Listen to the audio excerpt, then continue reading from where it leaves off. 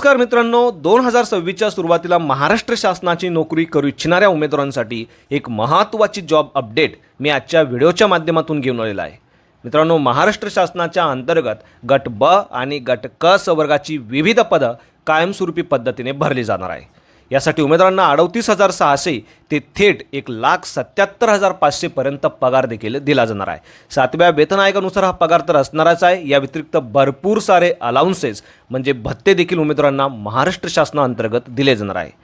मित्रांनो, 100+ पदांची ही कायमस्वरूपी भरती असणार आहे आणि ज्यासाठी उमेदवारांचं वय 18 ते 38च्या दरम्यान असणं आवश्यक असणार आहे। मात्र या सर्व पदांसाठी मराठी भाषेचं ज्ञान उमेदवारांकडे असणं आवश्यक असणार आहे। बाकी कोण अप्लाय करू शकतं, कसं अप्लाय करायचं, परीक्षेचं स्वरूप नेमकी कसं असणार आहे, कोणकोणती ती महत्त्वाची पदं असणार आहे, संपूर्ण माहिती व्हिडिओच्या माध्यमातून आपण समजून घेणार आहोत। यासाठी व्हिडिओला शेवटपर्यंत नक्की बघा।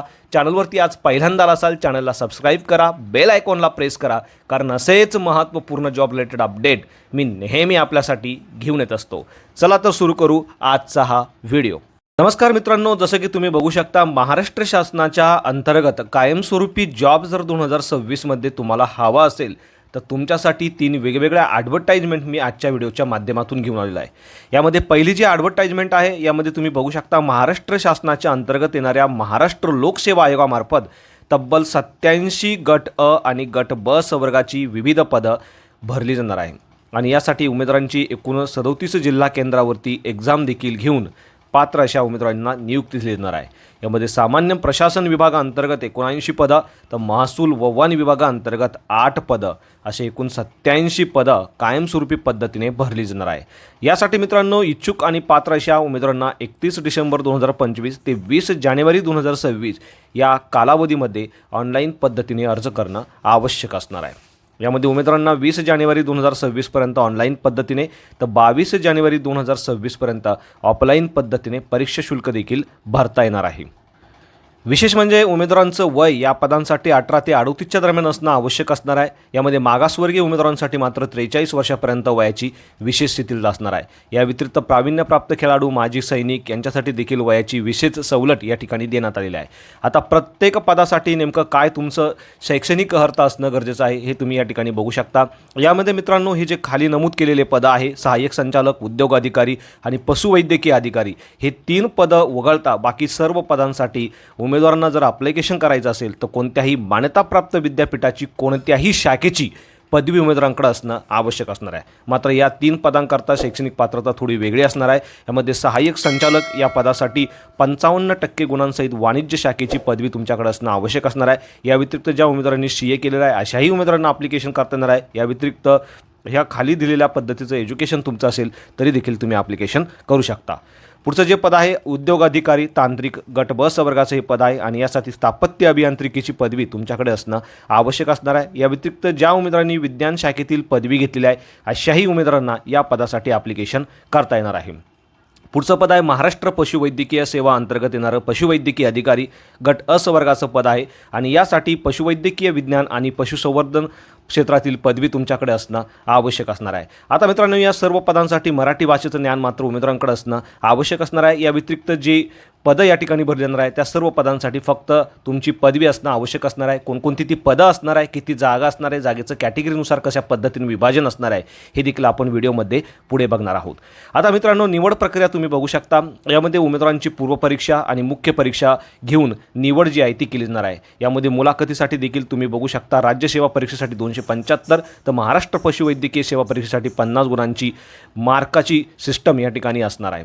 आता मित्रांनो, अर्ज करण्यासाठी सर्वप्रथम उमेदवाराला दिलेल्या संकेतस्थळावरती यायचं आहे। संकेतस्थळाची लिंक मी आपल्या व्हिडिओच्या डिस्क्रिप्शनमध्ये दिली आहे। तिथे गेल्यानंतर तुम्हाला तुमची संपूर्ण वैयक्तिक माहिती भरायची आहे। त्यानंतर कोणकोणते डॉक्युमेंट तुम्हाला अपलोड करावे लागणार आहेत त्या डॉक्युमेंटची लिस्ट देखील तुम्ही या ठिकाणी बघू शकता। तर अशा पद्धतीने मित्रांनो, उमेदवारांना ऑनलाईन पद्धतीने ॲप्लिकेशन करता येणार आहे। यामध्ये मागास प्रवर्गातील उमेदवारांना 544 रुपये तर मागासवर्गीय उमेदवारांना 344 रुपये इतकं परीक्षा शुल्क असणार आहे। विशेष म्हणजे परीक्षा शुल्क उमेदवारांना ऑनलाईन आणि ऑफलाईन अशा दोन्ही पद्धतीने करता येणार आहे। आता कोणकोणती पदं असणार आहे, तर पहिलं जे पद आहे उपमुख्य कार्यकारी अधिकारी, त्याला गट विकास अधिकारी म्हणू शकतात, 13 जागा असणार आहे. जागांचं कॅटेगरीनुसार विभाजन तुम्ही या ठिकाणी बघू शकता. याच पद्धतीने सहाय्यक संचालक 32 जागा असणार आहे, सहाय्यक गट विकास अधिकारी 30 जागा असणार आहे, उद्योग अधिकारी 4 जागा असणार आहे, पशुवैद्यकीय अधिकारी गट अ संवर्गाच्या 8 जागा असणार आहे. तर अशा पद्धती मित्रांनो लवकरात लवकर तुम्हाला ॲप्लिकेशन करायचं आहे. ही तुमची फर्स्ट ॲडव्हर्टाइजमेंट होती, म्हणजे पहिली ॲडव्हर्टाइजमेंट होती. दुसरी ॲडव्हर्टाइजमेंट तुम्ही बघू शकता महाराष्ट्र शासनाच्या अंतर्गत येणाऱ्या नवी मुंबई महानगरपालिकेमार्फत ही ॲडव्हर्टाइजमेंट या ठिकाणी निघालेली आहे. आणि या ॲडव्हर्टाइजमेंटमार्फत उमेदवारांना गट ब संवर्गाच्या पदांसाठी ॲप्लिकेशन करता येणार आहे.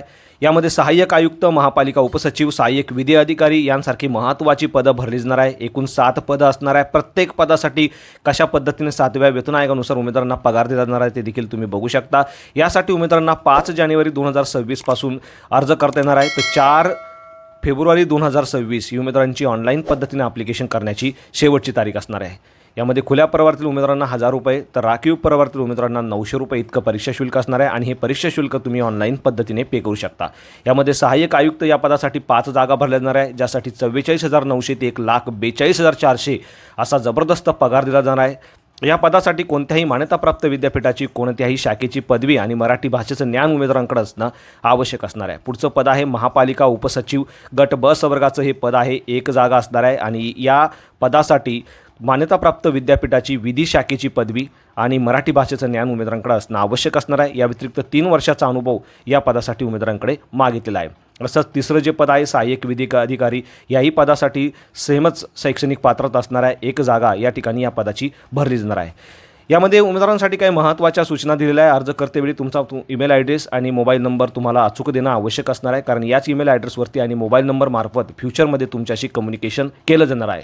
या पदासाठी उमेदवारांचं वय 18 ते 38च्या दरम्यान असणं आवश्यक असणार आहे. मात्र राखीव प्रवर्गातील उमेदवारांना 43 वर्षापर्यंत वयाची अतिरिक्त सूट असणार आहे.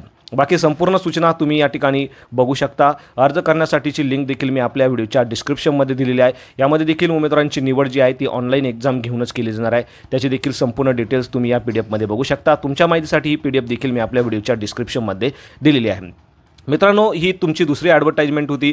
या सोबतच तिसरी जी ॲडव्हर्टाइजमेंट आहे ती देखील नवी मुंबई महानगरपालिकेमार्फतच या ठिकाणी पदभरती जी आहे ती केली जाणार आहे. गट क संवर्गाची पदभरती असणार आहे आणि यासाठी कनिष्ठ अभियंता विद्युत आणि कनिष्ठ अभियंता यांत्रिकी या पदांसाठी तुम्हाला ॲप्लिकेशन करायला हवं. या पदांसाठी 38,600 ते 1,22,800 या 7व्या वेतन आयोगानुसार उमेदवारांना पगार दिला जाणार आहे. मित्रांनो, गट क संवर्गाच्या या पदासाठी 12 जागा या ठिकाणी नवी मुंबई महानगरपालिकेमार्फत भरल्या जाणार आहे. आणि याही पदासाठी तुम्हाला 5 जानेवारी ते 4 फेब्रुवारी 2026 या कालावधीमध्ये ऑनलाईन पद्धतीने अर्ज करणं आवश्यक असणार आहे. बाकी संपूर्ण डिटेल या पदासाठी सेमच असणार आहे. खुल्या प्रवर्गासाठी 1000 रुपये, तर मागासवर्गीयसाठी 900 रुपये इतकं परीक्षा शुल्क असणार आहे. हे परीक्षा शुल्क तुम्ही ऑनलाईन पद्धतीने पे करू शकता. यामध्ये कनिष्ठ अभियंता विद्युत म्हणजेच ज्युनियर इंजिनियर इलेक्ट्रिकल 8 जागा भरल्या जाणार आहे. यासाठी विद्युत अभियांत्रिकीची पदवी आणि मराठी भाषेचं ज्ञान उमेदवारांकडे असणं आवश्यक असणार आहे. पुढचं जे पद आहे कनिष्ठ अभियंता यांत्रिकी म्हणजेच ज्युनियर इंजिनियर मेकॅनिकल, याही पदासाठी 38,600 ते 1,22,800 हा पगार दिला जाणार आहे. 4 जागा असणार आहे आणि या पदासाठी उमेदवारांची मेकॅनिकल इंजिनिअरिंग म्हणजेच यांत्रिकी अभियांत्रिकीची पदवी आणि मराठी भाषेचं ज्ञान असणं आवश्यक असणार आहे. बाकी संपूर्ण सूचना ॲडव्हर्टाइजमेंट 2 आणि ॲडव्हर्टाइजमेंट 3 सारखी सेमच असणार आहे. दोन्ही पदांसाठी 18 ते 38 वर्षापर्यंत तुमचं वय असणं आवश्यक असणार आहे. तर अशा पद्धतीने मित्रांनो अत्यंत महत्त्वपूर्ण असा हा व्हिडिओ होता. व्हिडिओ आवडल्यास नक्कीच शेअर करा. महाराष्ट्र शासनाच्या अंतर्गत येणाऱ्या नवी मुंबई महानगरपालिकेमार्फत आणि महाराष्ट्र लोकसेवा आयोगामार्फत ही पदभरती केली जाणार आहे. विशेष म्हणजे 2026मध्ये सरकारी जॉब मिळवण्याची ही एक उत्तम संधी उमेदवारांना असणार आहे. तर मित्रांनो, व्हिडिओ अत्यंत महत्त्वपूर्ण होता. व्हिडिओ आवडल्यास नक्की शेअर करा. चॅनलवरती आज पहिल्यांदा आला असाल चॅनलला सबस्क्राईब करा, बेल आयकॉनला प्रेस करा, कारण असेच महत्त्वपूर्ण जॉब रिलेटेड अपडेट मी नेहमी आपल्यासाठी घेऊन येत असतो. So thank you for watching.